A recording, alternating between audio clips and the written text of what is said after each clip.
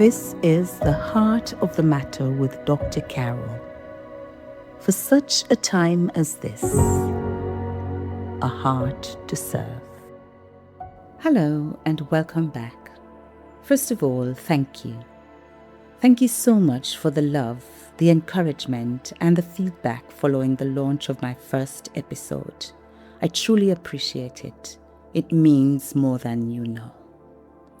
Some of you reached out, shared your thoughts, your reflections, and I'm grateful for every single message.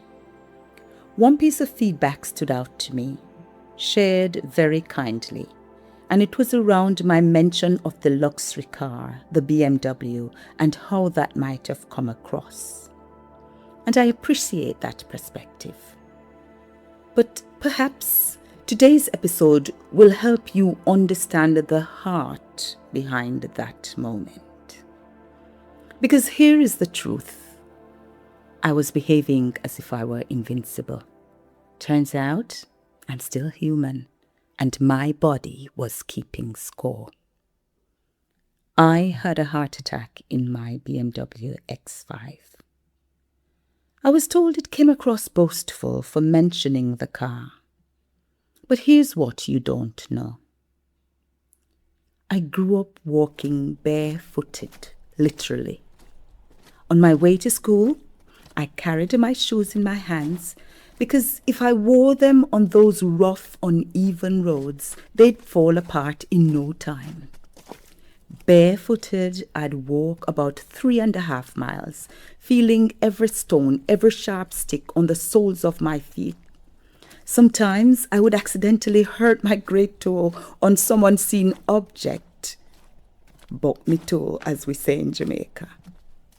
Occasionally, I'd find an old pair of shoes to wear, but just before the paved roads start, I'd stop at the bridge, where unhealthy water and debris ran underneath the culvert and washed the dust and sometimes mud from my feet before slipping on those precious school shoes. That BMW, that wasn't me bragging. That was evidence. Evidence that a girl who walked barefooted on narrow, dusty, and sometimes muddy roads made it. But hear this. The same drive that got me from barefoot to BMW, it almost killed me. Let me take you back, because you need to understand where this drive came from. I was 10 years old when I lost my mother. 10. One day you have a mother, and the next you don't. During her long illness, I became something I was never supposed to be at that age. A caregiver. A little adult. The first child who had to step up, step in, hold things together. And when she passed, I became not just a big sister, but a mother to my younger siblings. My father, God bless him, he stood with us. He made sure we grew up together, that we stayed a family. That bond with my siblings, it's still one of the strongest things in my life today. But here's what that does to a child. It teaches you that you don't get to be weak. You don't get to fall apart. You don't get to say, I can't. You just do. It's a double-edged sword. And somewhere in those years, a dream took root. My mother had career dreams she never got to fulfill, dreams that died with her. I made a promise, maybe to her, maybe to myself, maybe to God. I would live them for her. I would achieve what she couldn't. I would make it count. So I did. I did what ambitious women do. I pushed. Carol prayed and fasted. I studied. I worked. I became a professional, fulfilled my mother's dreams, and excelled. No obstacle would stand in my way. I got married. I had 2 beautiful boys. And then I did something that evoked varying responses. Some applauded me as a trailblazer, whilst others questioned my sanity. I went to medical school while my children were 1 and 3 years old. Yes, 1 and 3. And I became Dr. Carol. Let me tell you what that looked like. This is the part that nobody puts on Instagram. That part that doesn't fit in the highlight reel. I couldn't always drop my boys off at school the way I wanted to.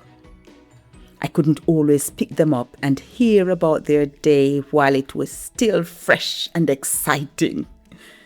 Instead, their father helped. Friends helped. The after-school club helped. We even had an au pair at one point. I missed school plays. I missed some parent-teacher meeting. I missed some sports days, but I did my best. Some evenings after a long day at medical school, whilst my medical student colleagues went to the pub to chill, I went to the nursery to pick up my boys. Still, during those years of medical school and junior doctor days, I couldn't make perfect home-cooked meals every day. My husband helped, but we had to get help. Someone to clean, someone to help with cooking. And that worked for us practically. But still, there were holidays, special family times, where I couldn't be fully present because of work commitments, because of university deadlines, because my patients needed me. My husband felt neglected. He'd say it, sometimes out loud, sometimes in the silence between us.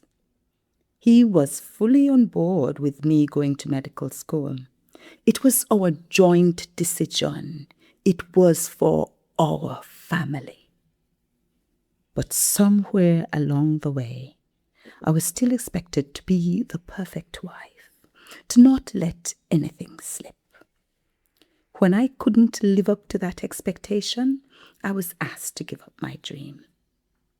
And then the words were said, the ones that I still wonder whether I heard right. Said by another woman, someone I trusted. They still echo. You put your career before your family. That wasn't said with admiration. It was said with judgment, with the unspoken message, you are failing as a woman. And here's the thing, part of me believed her. Because that's what society does to ambitious women. It makes you feel like every choice is a betrayal. Every achievement is a theft. Stolen time from your children, your husband. Stolen from what is meant to be your real role. In my second book, Can Women Have It All?, I wrote about this. Because after everything I've achieved, and I've achieved a lot from very humble beginnings, thank God, life taught me something the hard way, and I believe it firmly. You can have it all, just not all at once. The sky is indeed the limit, but there are trade-offs. You can achieve optimally, but incrementally, not concurrently. Society tells women that unless you're a CEO, a perfect mother and homemaker, a size 2, running marathons and volunteering all at the same time, you're failing. That's a lie, and it's a dangerous one. Because I tried. I pushed.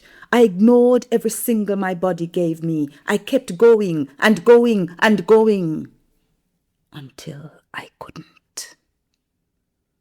Now, I want to talk directly to you, the woman listening to this who feels like she's drowning. Maybe you're a mother trying to build a business while your toddler pulls at your leg. Maybe you're climbing the corporate ladder while guilt eats at you every time you miss bedtime. Maybe you're pursuing a dream, a degree, a certification, a calling, and everyone around you is asking, why can't you be satisfied? Maybe you're exhausted, bone-tired, running on fumes and caffeine and sheer willpower. And maybe, just maybe, you're starting to feel it. The tightness in your chest, the headaches that won't quit, the insomnia, the anxiety, the sense that your body's screaming at you, but you can't afford to listen. I see you. I was you. And I need you to hear this. You are not lazy for needing rest. You're not weak for having limits. You're not failing because you can't do everything at once. You are human, and your body, it's keeping score. The Bible says it clearly. What does it profit a man to gain the whole world and lose his soul? Mark 8, verse 36. I'd say to you, what does it profit a woman to gain every achievement and lose her health? I want to be clear. That doesn't mean don't drive nice cars or live well or achieve big things. I am not saying that for 1 minute. Let's go back to the drawing board. First of all, you need to make a decision about what your success looks like. I'd even say, what does God's version of success look like for you? Then be at peace and work with that realization and decision. Whether it's a decision to be a full-time mother or a mother who is concurrently a professional or an entrepreneur, it's the decision you make. Maybe in agreement with your spouse. Just be realistic and accept that somewhere along the journey there will be trade-offs. Something will have to give. But you need to be okay with that reality. Don't sacrifice your soul, your health, your peace, your presence on the altar of accomplishment, according to what society dictates. Because in the end, the achievements are empty if you're not there to enjoy them. Let me tell you about the day everything changed. I was driving home from work, a morning shift with plans to attend a later shift at the hospital, another day of pouring myself out for everyone else. I was talking to my friend, another ambitious sister who had waited up to talk. Only we didn't get to start talking about what was bothering her. And then I realized the discomfort in my chest was not settling as I expected. At first, I thought it was indigestion, just some, what we doctors call epigastric discomfort. I'd had them before, especially during stressful exam times. Moreover, I was actually fasting on that day. I'd eat when I get home, just another thing to push through. That's what I always did. I pushed through. So I kept driving. But I started struggling to concentrate on what my friend was saying. The discomfort was beginning to feel like pain, tightness in my chest. It was getting worse. I started feeling a bit disoriented. And somewhere in the back of my mind, the part of me that was still Dr. Igafosi, still clinical, still objective, a voice whispered, "This is a heart attack." But I didn't want to believe it, because it didn't make sense. It couldn't possibly be. I had none of the conventional risk factors. Because I was young, I was strong, I was a doctor, for God's sake. Heart attack happens to other people, older people, men, people who have high blood pressure and diabetes and are overweight and smoke and drink lots of alcohol. Not me. Not the girl who walked barefoot to school and made it all the way to being able to afford a BMW for her and her family. Not the woman who survived losing her mother and raising her siblings and became Dr. Igafose. Not the superhero. But here's what I learned in that moment. Superheroes are vulnerable too. Somehow, without even thinking about it, I thought I was invincible. I thought my will was stronger than biology. I thought I could outwork, outserve, outpush my own humanity. I was wrong. My body had been keeping score. Every missed or rushed meal, every night shift, every missed hour of sleep, every stress-filled day, every moment I choose just one more thing over rest. And that day, the bill came due. The invoice was in.